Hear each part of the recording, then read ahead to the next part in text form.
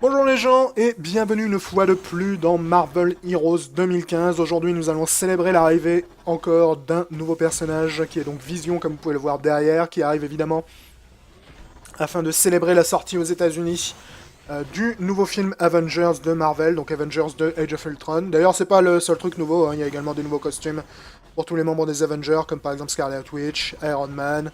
D'ailleurs Iron Man je crois que des costumes il doit un peu en avoir 7 milliards maintenant. C'est où mon vieux? Iron Man, Iron Man, Iron Man. Ouais, commence à avoir un petit peu beaucoup de costumes, gars. Hein. Ce sera peut-être temps de faire de la place dans ta garde-robe. Donc voilà, nouveau costume pour Iron Man qui est l'armure Hulkbuster du film. Donc voilà, beaucoup de choses nouvelles par rapport à l'arrivée du film. Mais on va se concentrer sur cette vidéo sur l'arrivée de Vision. Donc là, vous pouvez voir Vision sur son costume du film, donc qui est censé ressembler pas mal à ce qu'il ressemble dans le film. Je dois dire honnêtement que je suis assez déçu par ce costume. Pas nécessairement parce que je le trouve laid, bien que je le trouve tout à fait laid honnêtement, mais surtout je trouve qu'il ressemble pas autant que ça à ce que Vision ressemble dans le film. Donc je sais pas, parce que Vision je l'ai trouvé vachement plus rouge que pourpre comme ça dans le film, et je trouvais également que son armure était plus foncée. Donc je sais pas, je suis pas nécessairement convaincu par ce qu'ils ont fait sur le costume. De toute façon je m'en moque un peu parce que honnêtement j'aurais tendance à utiliser son costume classique, qui est celui-là, qui est évidemment l'apparence qu'il a généralement dans les comics. Et d'ailleurs, puisque l'on parle des comics, pour les gens qui ne connaîtraient pas le personnage Vision, Vision est en fait une création d'Ultron. Donc Ultron, qui c'est un robot, enfin un robot, c'est une intelligence artificielle créée par Hank Pym. Donc Hank Pym, Ant-Man, Giant Man et ainsi de suite, l'inventeur des Pym Particles, qui a créé donc Ultron à l'origine pour l'aider, mais qui évidemment s'est retourné contre lui. Et à son tour, Ultron a voulu créer je crois qu'il appelait ça un synthézoïde à l'origine, qui était donc Vision, pour essayer de piéger les Avengers et donc s'en prendre à ce qu'il considère comme ses parents, donc Hank Pym et The Wasp, la femme de Hank Pym, qui est d'ailleurs, je crois, présente dans le jeu. Ici, voilà, Wasp. Euh, Janet Van Dyne, je crois, c'est son nom dans le civil.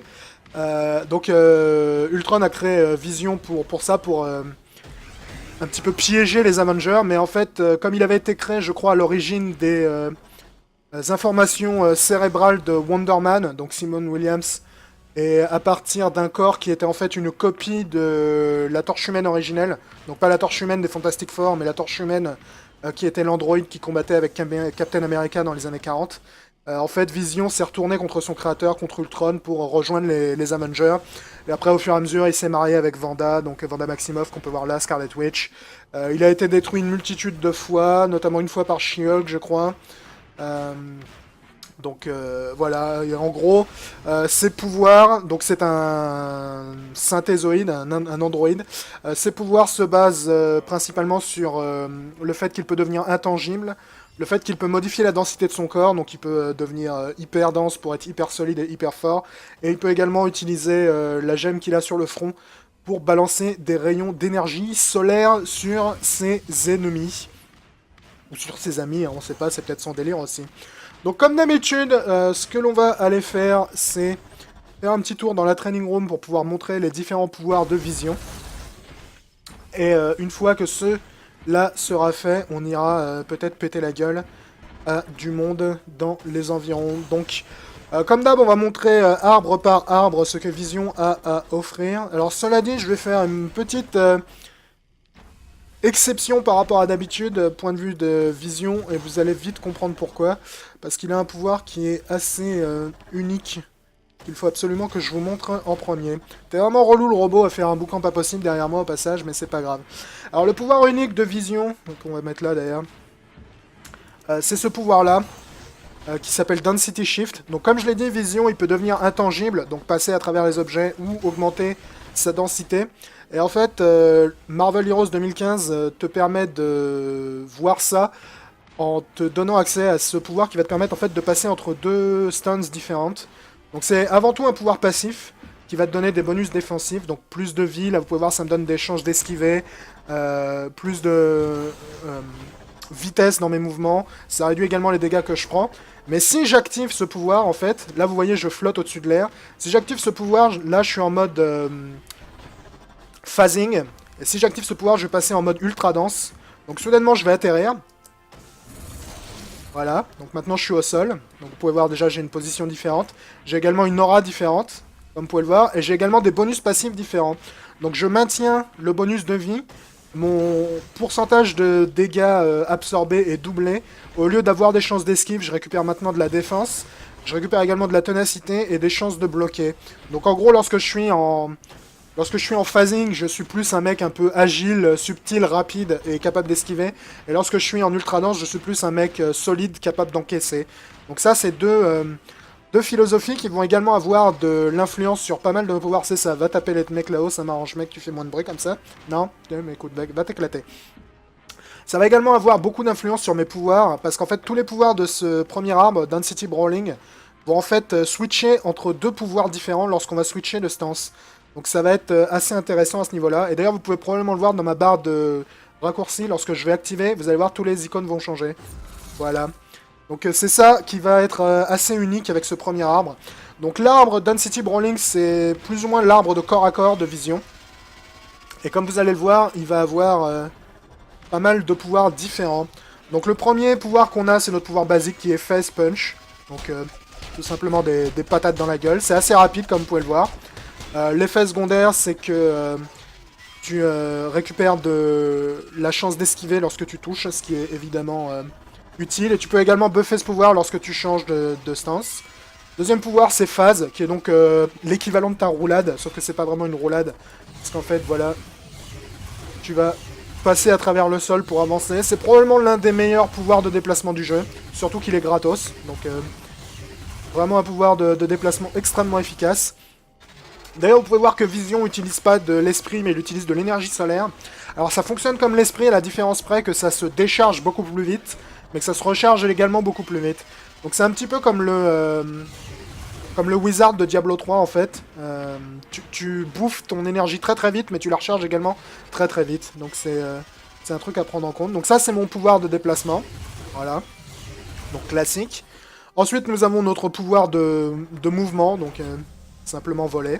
Voilà. Ce qui est le plus classique. Généralement les pouvoirs de mouvement je les utilise pas personnellement parce que j'en vois pas vraiment trop l'intérêt. Vu que tu peux tout à fait te déplacer comme ça. Surtout avec Vision où le pouvoir de mouvement est gratos en plus, il n'y a pas vraiment de raison de se saouler.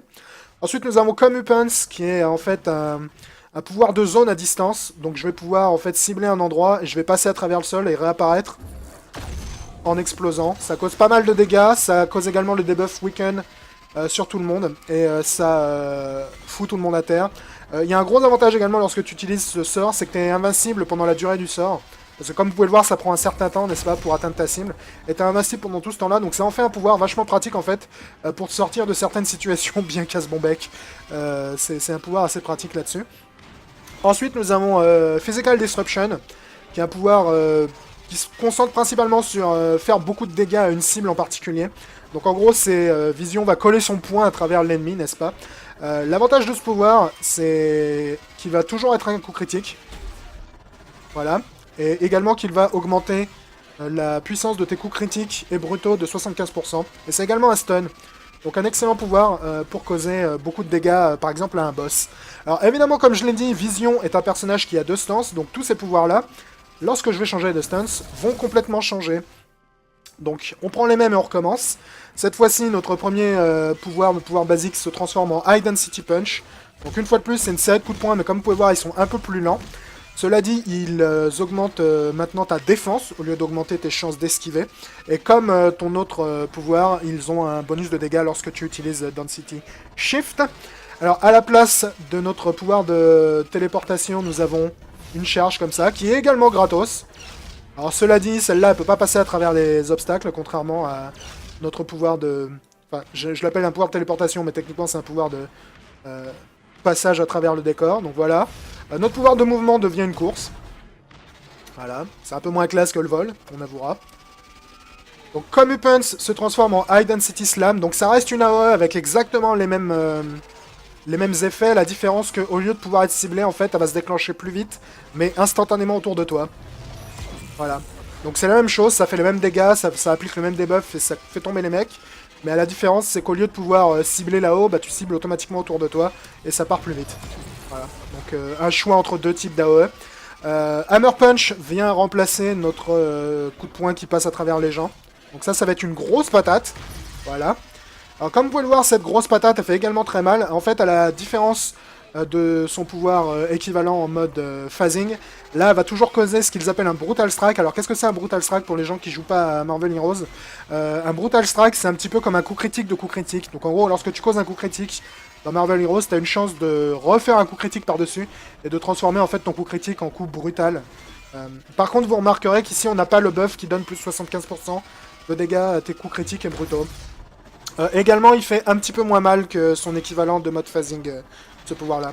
Donc voilà les pouvoirs de son premier arbre, donc Density Brawling, qui sont pas très nombreux, mais qui ont l'avantage de pouvoir switcher entre deux stances, ce qui a évidemment son importance. Et je pense que ça peut permettre de rendre un build basé sur cet arbre vachement versatile, parce que tu peux pas mal switcher de logique grâce à ce pouvoir. Alors attention, cela dit, changer de stance à un cooldown de 10 secondes. Donc c'est pas comme si tu pouvais non plus changer autant que tu voulais à volonté. Donc voilà pour le premier arbre de vision, qui est quand même vachement unique, hein, je dois dire. GG là-dessus. C'est pas tous les jours qu'on trouve un arbre aussi intéressant à jouer et aussi original dans Marvel Heroes. Donc on va passer à son second arbre, qui est Solar Power. Donc si Density Brawling était vraiment basé sur les grosses patates au corps à corps, Solar Power c'est complètement l'opposé. Ça va baser en fait complètement sur l'utilisation en fait des pouvoirs solaires de vision, qui vont lui permettre de tirer à distance sur tous les gens qu'il croise. On va te foutre là, on va te foutre là. Toi on va te mettre là, et toi on va te mettre là. Donc principalement des pouvoirs à distance évidemment dans cet arbre. À commencer par un second pouvoir basique. Voilà. Donc un rayon laser qui va partir de sa gemme solaire. L'avantage de ce pouvoir basique par rapport à celui du premier arbre, c'est qu'il régénère ton énergie solaire. Donc c'est assez pratique pour régénérer ton énergie solaire vachement vite. Cela dit, l'énergie solaire dans l'absolu se recharge vachement vite. D'ailleurs je peux vous montrer. Regardez la vitesse que ça se recharge, c'est beaucoup plus rapide que les sprays. Donc voilà, une bonne chose de vue. Alors à noter que le changement de phase ici, ça change rien. Donc vous pouvez jouer dans n'importe quelle phase que vous voulez, ces pouvoirs-là restent spécifiques. En fait, les pouvoirs qui changent de phase, on les reconnaît parce qu'ils sont qualifiés de phasing. Donc vous pouvez le voir, voilà, phasing, melee area phasing, melee phasing, melee phasing. Alors que ceux-là, ils sont pas du tout phasing, c'est des pouvoirs solaires. Donc tu peux jouer en n'importe quelle densité, ces pouvoirs restent les mêmes. Donc ça, c'est son pouvoir de base, voilà. Ensuite, on a son premier pouvoir à distance qui est Channel Solar Beam, qui est en fait un pouvoir qui va être maintenu et passer à travers les gens. Donc voilà. On peut le maintenir aussi longtemps qu'on veut. Il coûte pas trop cher en énergie solaire en plus, donc tu peux vraiment le maintenir pendant assez longtemps. Il cause pas des dégâts de psychopathe, mais sur des cibles multiples, ça peut être assez pratique vu que ça passe à travers les gens. Tu peux voilà, toucher plusieurs mecs à la fois. Ça peut être relativement efficace. Ça cause également le debuff vulnerability, donc assez efficace. Ensuite, nous avons Solar Flare, qui est une attaque en cône. Voilà. Donc elle a pas l'air celle-là, mais elle fait assez mal. Alors attention, elle est assez gourmande en énergie solaire, cela dit, comme vous pouvez probablement le voir à droite. Donc on peut pas non plus la spammer autant qu'on veut. Et la raison pour laquelle j'aime bien cette attaque, c'est qu'en fait, elle a une aire d'effet vachement importante. Elle est pas très longue portée en avant, mais sur les côtés, tu peux vraiment toucher pas mal de monde avec. Donc elle est vraiment pas mal du tout. En plus, elle te donne un buff d'énergie... de dégâts d'énergie, pardon, pendant quelques secondes, ce qui est évidemment utile, vu que si tu joues en solaire, la plupart de tes dégâts vont être des dégâts d'énergie. Donc pas mal ce pouvoir, c'est vraiment un pouvoir que j'aime bien. Donc ensuite, nous avons Solar Overcharge, qui est son pouvoir signature. Donc pour les gens qui connaissent pas Marvel Heroes, chaque héros a ce qu'ils appellent un pouvoir signature, qui est généralement un pouvoir qui fait très mal, mais qui met pas mal de temps à se recharger. Donc celui de Vision, c'est une espèce d'explosion centrée sur lui, qui met un certain temps à se charger. Cela dit, t'es quasiment invincible pendant qu'elle se charge. Voilà. Donc ça cause évidemment des dégâts importants. Le temps de recharge est relativement important. Cela dit, lorsque tu utilises des pouvoirs solaires, comme par exemple ça, ou ça, ou ça va baisser le temps de recharge de Solar Overcharge au fur et à mesure. Donc en fait, tu peux l'utiliser, puis ensuite utiliser tes pouvoirs solaires pour essayer un maximum de baisser son temps de recharge, afin qu'il soit peut-être un peu moins important. Ensuite, nous avons Surface of the Sun, qui est là aussi un pouvoir où on va utiliser nos rayons solaires. Sauf qu'on va pas les utiliser directement sur les ennemis, on va en fait les utiliser sur le sol pour foutre le feu au sol. Voilà. Et ça va évidemment créer une zone qui va causer des dégâts progressifs à tous les ennemis qui ont le malheur d'entrer dans la zone. Alors ce pouvoir là je l'aime bien pour plusieurs raisons. Déjà parce que t'as pas besoin de le spammer en fait, vu que tu vas le lancer comme ça, et puis les dégâts vont être causés, ce qui veut dire que tu vas pas avoir un coup en énergie solaire qui va être très important sur le long terme. Et il se cumule vachement bien avec les autres pouvoirs de vision, parce que tu peux balancer ça et pendant ce temps là tu fais ce que tu veux derrière. Tu continues à endommager les ennemis pendant qu'ils continuent à morfler là-dessus, ce qui est évidemment très utile. Ensuite nous avons Tri-Beam qui est... probablement la meilleure attaque mono-cible de vision à distance. Donc là, il va utiliser tous ses pouvoirs solaires, donc sa gemme et ses yeux. Voilà, pour causer des dégâts sur un mec. Alors ça bouffe beaucoup d'énergie solaire, comme vous pouvez le voir. Cela dit, ça fait extrêmement mal. À l'inverse, évidemment, de ce pouvoir-là, tu peux pas tirer à travers les mecs, puisqu'il faut en fait que tu cibles quelqu'un pour pouvoir l'utiliser. Cela dit, ça fait vraiment très très mal, ça. Donc, utile pour bouffer les boss et ce genre de choses. Et enfin, le dernier pouvoir de cet arbre Solar Power est un toggle qui est assez original. Puisqu'en fait, ce toggle va... C'est bien relou, mon gars. Le robot à la con. Ce toggle va en fait avoir deux utilités. Si tu l'utilises pas, il va augmenter ta recherche de pouvoir solaire. Et si tu l'utilises, en fait, il va ajouter des pouvoirs énergétiques, des dégâts, pardon, énergétiques à tous tes pouvoirs de corps à corps. Donc en fait, c'est un toggle qui se destine principalement, je pense, aux gens qui font des builds... hybride. Donc en fait ça va rajouter, voilà, vous voyez l'espèce d'onde de choc là? Bah c'est en fait ce toggle là qui rajoute ça. Donc ça te permet d'ajouter ça à tous tes pouvoirs de corps à corps, afin qu'en plus des dégâts physiques qu'ils infligent de base, ils infligent des dégâts énergétiques. Donc si jamais tu utilises beaucoup l'arbre Density Brawling, c'est un excellent toggle que tu vas activer évidemment. Et si tu n'utilises pas ces pouvoirs là, bah tu vas le prendre mais tu vas pas l'activer, comme ça va te donner un bonus de recherche sur ton pouvoir énergétique. Donc un toggle assez intéressant. Et enfin, nous avons l'arbre Android, qui est la raison pour laquelle j'ai un putain de robot qui me suit depuis tout à l'heure en faisant un boucan absolument infernal. Donc l'arbre Android, il est assez particulier dans le sens où c'est plus un arbre de support qu'un arbre d'action. Il n'y a aucune réelle attaque dedans. Donc on a plusieurs pouvoirs intéressants dedans. Le premier, c'est Defragmentation, qui est un toggle, notre toggle défensif, offensif, pardon, principal. Il a également le rôle de nous servir à nous sortir des effets de crowd control, mais son rôle principal c'est vraiment de nous aider à avoir plus de dégâts, donc probablement un passif sur lequel vous allez investir quoi qu'il arrive. Ensuite nous avons Hack d'intelligence artificielle, qui explique en fait la présence de ce joyeux robot, puisqu'en fait Vision est capable d'utiliser ce pouvoir pour causer des dégâts à tous les ennemis robotiques du jeu, et si jamais tu les baisses à moins de 20% de vie avec ce pouvoir, en fait, ils te rejoignent en tant que pet. Donc lui, par exemple, je l'ai capturé. Je peux d'ailleurs peut-être aller vous montrer comment capturer un autre mec. Où est-ce qu'on peut croiser pas mal de robots dans ce jeu Castle Doom? On peut croiser pas mal de robots. Donc je vais vous montrer. On va aller se capturer un robot. Je vais utiliser ça pour me déplacer plus vite. C'est un peu le meilleur pouvoir de mouvement du jeu, ça. Ça, je peux aller jusque là-haut, non? Je peux aller jusque là-haut, cela dit. Voilà, donc par exemple, ces petits robots de crotte, là, si jamais je les vise avec AI Hack, hop, maintenant c'est mon pote. Donc tu peux faire ça avec tous les robots du jeu. D'ailleurs, je sais pas s'ils comptent en tant que robot, parce que techniquement c'est des androïdes. J'ai jamais testé, tiens, on va voir. Ils comptent en tant que robot, tiens, intéressant. Donc je peux également choper ces mecs-là, cool.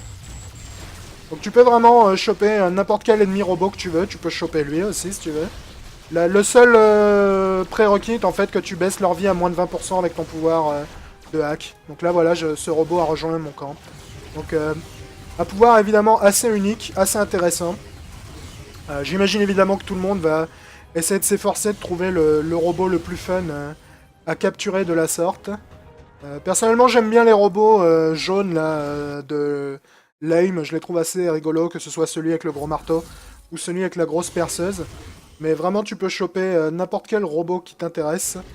Ce qui est évidemment assez drôle. Et il y a pas mal de robots dans le jeu en plus, donc t'as pas mal de choix. Alors cela dit, les robots sont très bruyants. Ce qui est un peu un problème. Donc notre pouvoir suivant, c'est Overclocking, qui est un pouvoir en fait qui va nous aider avec notre robot. Donc Overclocking, il a deux rôles. Son premier rôle, c'est celui-là. Voilà, donc là j'ai activé Overclocking, du coup mon robot, à chaque coup qu'il va taper, va activer une vague d'énergie autour de lui. Il va également taunter tous les ennemis aux alentours, donc les ennemis vont aller le taper lui au lieu de me taper moi. Et la deuxième fonction d'overclocking, c'est lorsque tu utilises overclocking alors que ton robot est déjà overclocké, ton robot explose, ce qui cause des dégâts autour de lui. Alors en plus, l'avantage, c'est que ton robot explose, mais comme il y a un passif sur le hack qui te permet de ressusciter ton robot au bout de 15 secondes, en fait, il va exploser, mais il va se relever au bout d'un moment. Donc c'est pas comme si tu t'en débarrassais définitivement, voilà. Donc là, il se relève. Donc pas mal overclocking si jamais vous avez l'intention d'utiliser un robot. Parce que lorsque tu les boostes comme ça, c'est très pratique. En fait, les ennemis font vraiment pas attention à toi. Ils sont tous occupés à taper sur ton robot. Et ton robot, honnêtement, le perdre, tu t'en fous. Parce que de toute façon, il se régénère quoi qu'il arrive. Donc vraiment pas un souci. Donc pouvoir suivant, c'est Healing Nanites, qui est en fait un pouvoir avec deux rôles. Son premier rôle, c'est que ça va donner une régénération passive et un buff de régénération passive à tous tes alliés. Donc quoi qu'il arrive, toujours valable de mettre un point au moins dans ce pouvoir. Et son effet actif est en fait un effet de soin. Donc ça va te soigner et ça va également soigner ton robot pendant un certain temps. Donc vous pouvez voir l'effet du buff sur les deux personnages lorsque je vais l'activer. T'as une régénération de 16% de tes points de vie. Bon, évidemment, c'est plus si tu investis plus de points dedans. Voilà, donc vous pouvez voir, ça nous affecte tous les deux et ça nous rajoute des points de vie. Personnellement, je m'en sers pas des masses, parce que j'ai pas eu trop de problèmes de points de vie avec Vision. Mais je pense que si tu joues un build, par exemple, qui a pas de robot pour taunter à ta place, c'est éventuellement un pouvoir qui pourrait être utile. Et enfin, notre ultime pouvoir avec Vision, c'est Holographic Manipulation, qui est en fait un buff qui va te donner pas mal de bonus en attaque, donc plus de dégâts et ainsi de suite. Cela dit, ça bloque ta régénération de pouvoir solaire, mais ça a également l'avantage de te rendre invisible aux yeux des ennemis. Temporairement. Donc ça te permet en fait de sortir une grosse attaque si jamais tu as le temps de le faire. Personnellement je m'en sers pas, mais ça peut être utile j'imagine dans certains builds. Voilà, ça te permet de faire très mal pendant quelques secondes. Et ça te permet de devenir invisible, ce qui est probablement également utile si jamais t'as pas le robot pour te sortir du caca, tu te trouves invisible, ensuite tu utilises ça pour te soigner, peut-être que c'est méga serviable. Personnellement, j'utilise robot quand je joue Vision, donc c'est pas nécessairement des pouvoirs dont je me sers des masses, ces deux-là. Et ensuite, nous avons notre pouvoir ultime, Terminal Velocity, mais celui-là, je vous le montrerai lorsque l'on sera en action. Donc en parlant de ça, on va retourner à Avenger Tower et on va aller péter la tronche à je ne sais pas qui, on va voir. On va switcher sur mon deuxième build. Voilà. I suspect there is a kernel of the Hulk inside every human being. Ok. On pourrait aller chez AIM, parce que c'est rigolo, ils ont plein de robots. Ce qui pourrait être tout à fait drôle. Parce que comme on a notre pouvoir pour hacker les robots, évidemment, ça va être assez marrant. Donc on va aller péter la gueule à l'AIM. Je sais pas pourquoi tu t'énerves. Lui, je sais pas si c'est nécessairement un super robot à choper. Je le trouve pas très efficace d'un point de vue offensif. Il est très solide, mais... je sais pas si c'est nécessairement très utile. Donc voilà comment je joue Vision personnellement. Personnellement, je le joue comme un personnage à distance. J'utilise très peu ses attaques au corps à corps. Je le joue également en phasing pour garder le pouvoir de déplacement, téléportation que je trouve juste méga utile. Il n'y a pas à chier, c'est probablement l'un des meilleurs, si ce n'est le meilleur pouvoir de déplacement du jeu. Enfin, pouvoir de roulade entre guillemets du jeu. Vraiment à ce niveau-là, il est quasiment imbattable. Parce que tu peux vraiment traverser tout ce que tu veux avec. Ce qui le rend un peu méga efficace. J'ai Splinter. Alors ça on peut pas les hacker hein, malheureusement parce que c'est pas des robots, c'est des cyborgs entre guillemets. Vu que c'est mélange entre humains, enfin entre créatures vivantes et créatures robotiques, donc tu peux pas les hacker. Mais tout ce qui est vraiment uniquement robot, tu peux le hacker. Donc on aura probablement l'occasion de hacker quelques trucs au fur et à mesure de notre traversée des laboratoires de l'AIM.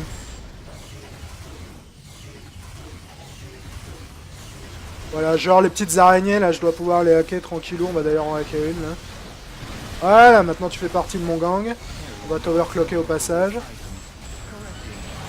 vous voyez, là, lorsque j'overclock mon robot, les ennemis font vraiment plus attention à moi. Ce qui est vraiment super pratique. Je n'ai jamais trop testé ces petites araignées-là, là, en tant que pet. On va voir si elle est efficace. Boum. Donc Vision a un personnage qui est probablement pas le plus destructeur du jeu d'un point de vue pur dégâts, mais il est quand même vachement efficace, je dirais. En plus, comme il est hyper mobile grâce à son pouvoir de mouvement qui est gratuit et qui lui permet vraiment de passer à travers n'importe quoi, j'aurais tendance à le trouver vraiment excellent à jouer. Et puis il est assez unique également. T'as le fait déjà que tu peux hacker tous les robots de l'univers. Et lorsque tu le joues au corps à corps, t'as également le fait que tu peux changer densité comme tu le veux afin de t'adapter à l'ambiance du moment, ce qui est vraiment cool. Tout ça dans ta gueule autour. On va foutre le feu au sol. Je l'aime beaucoup le pouvoir qui te permet de foutre le feu au sol. Cela dit, j'aurais bien aimé que l'effet soit peut-être un petit peu moins lumineux. Parce que lorsque tu l'utilises beaucoup, t'as tendance à plus trop voir ce qui se passe honnêtement. C'est un peu le bordel. Donc ça, c'est peut-être pas idéal.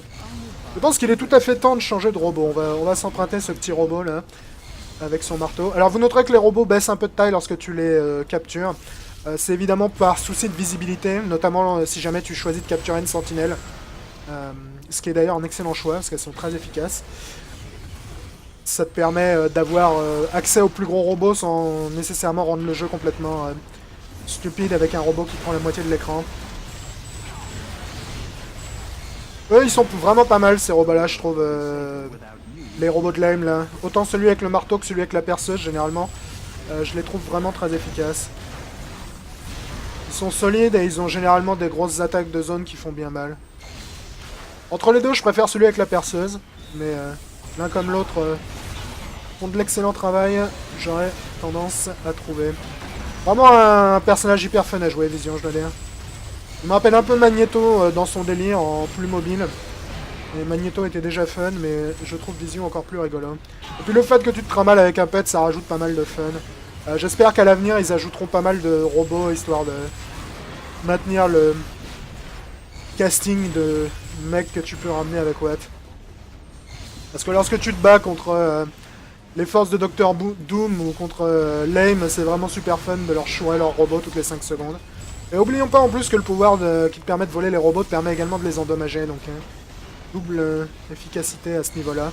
Même si t'as pas nécessairement envie de changer de pet, tu peux endommager les ennemis assez significativement. Au passage, en parlant de casting de robots, et hop, la téléportation.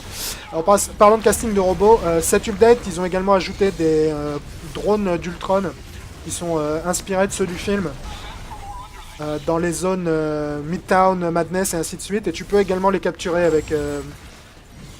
avec Vision. Donc si tu désires choper un des serviteurs de ton créateur, c'est tout à fait faisable. Ce pouvoir de mouvement, je le trouve juste méga kiffant. Tu peux vraiment voyager à toute vitesse avec. C'est un vrai bonheur. Boum. Allez les gars, bien. Donc vous noterez qu'il ne me cause pas des dégâts de ouf, hein, malgré le fait que je suis un combattant à distance. Vision est également un combattant assez solide. Et j'aime bien en fait ce compromis entre puissance offensive et puissance défensive.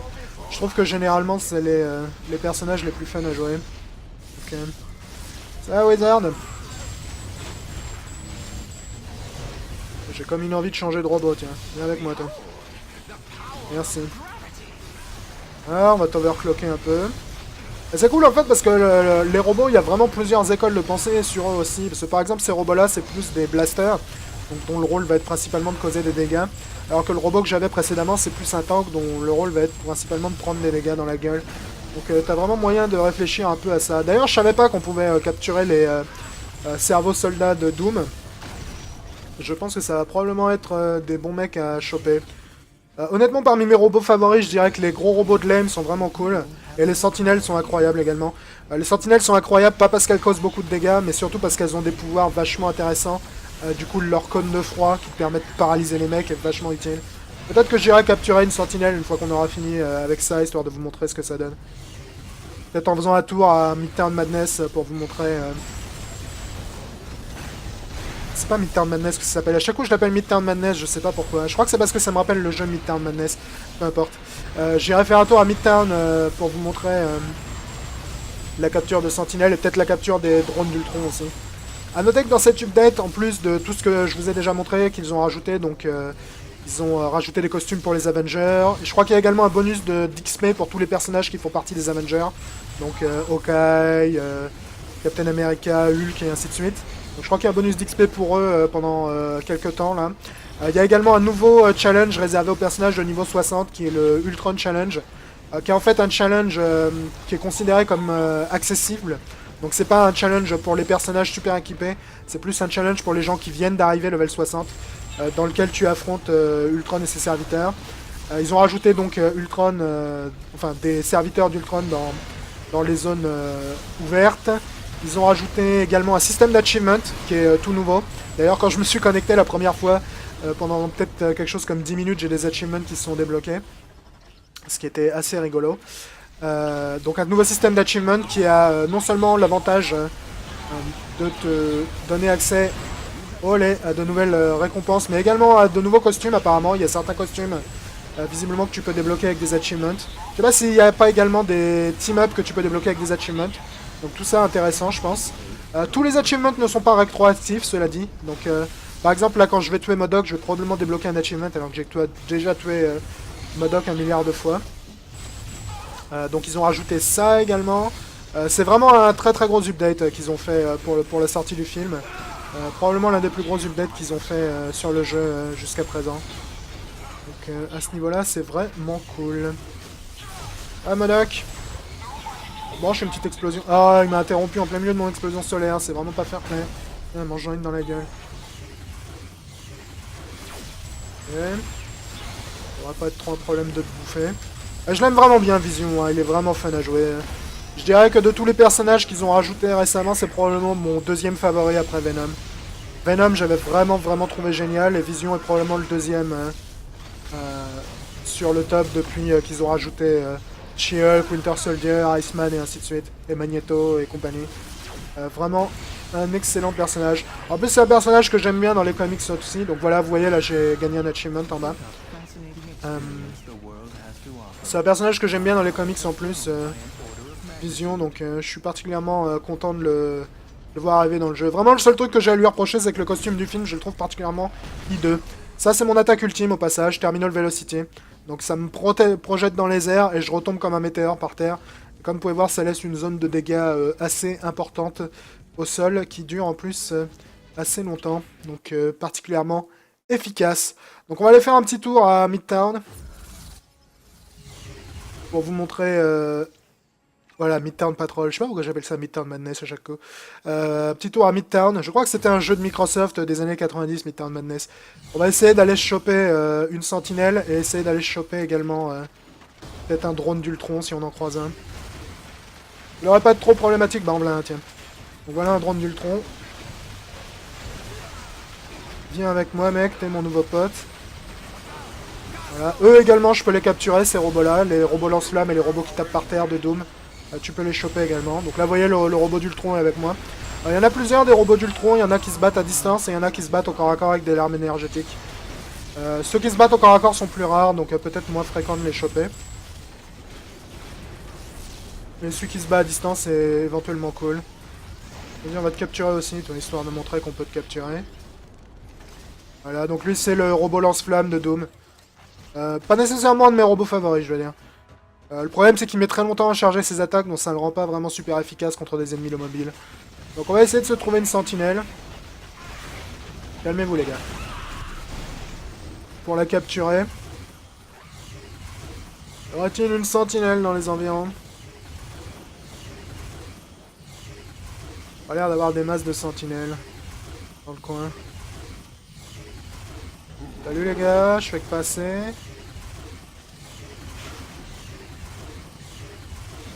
Eh bah ça manque de sentinelles tout ça. Bref, hein.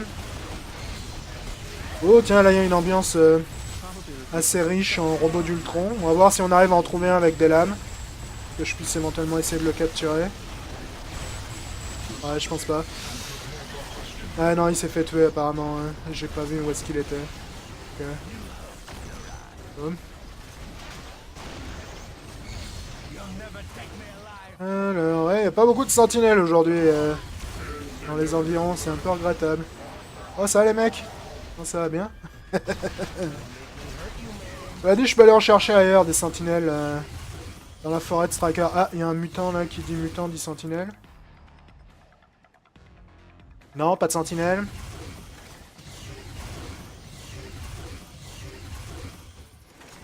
Pas un mutant, toi non plus. On va finir par s'en trouver une, hein, quelque part. Ah, ça... Non, c'est encore une sentry classique, ça. Vas-y, on va te recapturer parce qu'honnêtement, l'autre, je le trouve un peu naze avec son lance-flamme. Il est un peu trop sentant à attaquer les gens. C'est pas vraiment très utile. Ouais, là, on a des broods. Tiens, bah, on va s'en capturer un de ceux-là. On les a encore jamais vus en action. Eux, ils sont pas mal contre les foules parce qu'ils utilisent un max leur attaque qui leur permet de taper par terre, là. Ce qui les rend vachement efficaces contre les groupes de monstres.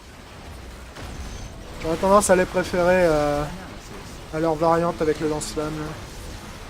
Vachement plus efficace. Ouais, quand tu te bats contre ce groupe de robots vraiment avec vision, c'est super appréciable de pouvoir hacker la gueule à qui tu veux. Ce qui est un peu méga utile. Bon, décidément, il n'y a pas de sentinelle dans le quartier aujourd'hui.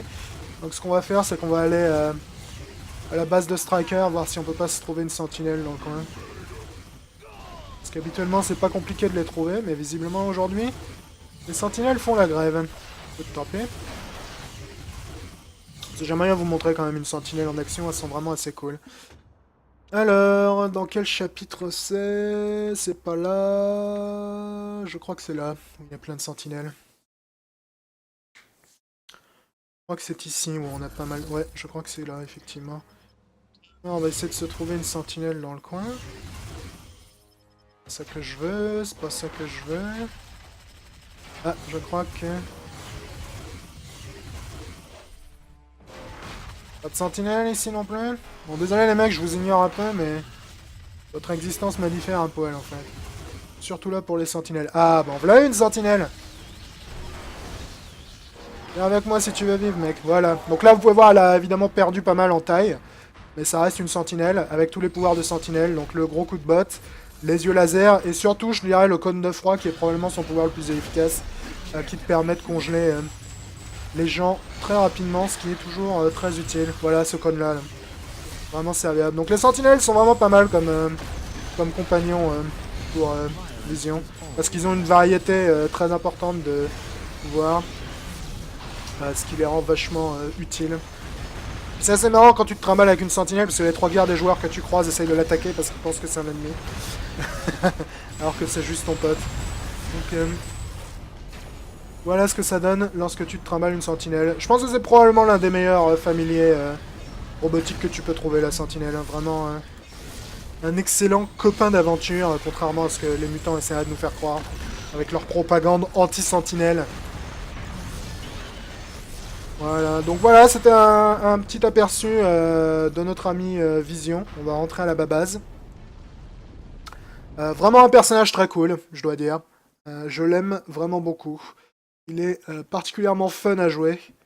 Vraiment pas mal du tout. Au passage, vraiment, l'update qu'ils ont fait en compagnie de son arrivée était vraiment cool aussi. Il y a vraiment plein de nouveaux trucs avec. Donc ils ont vraiment assuré le service sur la sortie du film. Je vais voir si je peux accéder au mode challenge. Je sais pas s'il est déjà dedans ou pas. Ouais, voilà, c'est ce nouveau challenge là qui s'appelle The Age of Ultron. Qui est un nouveau challenge qu'ils ont ajouté. Donc faut être level 60 pour le faire. Et c'est un nouveau challenge en équipe de 5. Pour affronter un tas de sentinelles d'Ultron. Alors malheureusement je peux pas le faire avec Vision parce que je suis pas level 60 avec Vision, je suis level seulement 53, mais peut-être que sur une prochaine vidéo je vous ferai un aperçu de ce nouveau mode challenge aussi. Donc voilà, c'était un petit coup d'œil à Vision, un nouveau personnage particulièrement fun de Marvel Heroes 2015. Voilà, ciao tout le monde. Bonjour les gens et bienvenue une fois de plus dans Marvel Heroes 2015. Aujourd'hui nous allons célébrer l'arrivée encore d'un nouveau personnage qui est donc Vision comme vous pouvez le voir derrière, qui arrive évidemment afin de célébrer la sortie aux États-Unis du nouveau film Avengers de Marvel, donc Avengers 2 Age of Ultron. D'ailleurs c'est pas le seul truc nouveau, hein. Il y a également des nouveaux costumes pour tous les membres des Avengers comme par exemple Scarlet Witch, Iron Man. D'ailleurs Iron Man je crois que des costumes il doit un peu en avoir 7 milliards maintenant. Et où mon vieux? Iron Man, Iron Man, Iron Man. Ouais, commence à avoir un petit peu beaucoup de costumes, gars. Hein, ce sera peut-être temps de faire de la place dans ta garde-robe. Donc voilà, nouveau costume pour Iron Man qui est l'armure Hulkbuster du film. Donc voilà, beaucoup de choses nouvelles par rapport à l'arrivée du film. Mais on va se concentrer sur cette vidéo sur l'arrivée de Vision. Donc là, vous pouvez voir Vision sur son costume du film, donc qui est censé ressembler pas mal à ce qu'il ressemble dans le film. Je dois dire honnêtement que je suis assez déçu par ce costume. Pas nécessairement parce que je le trouve laid, bien que je le trouve tout à fait laid honnêtement, mais surtout je trouve qu'il ressemble pas autant que ça à ce que Vision ressemble dans le film. Donc je sais pas, parce que Vision je l'ai trouvé vachement plus rouge que pourpre comme ça dans le film, et je trouvais également que son armure était plus foncée.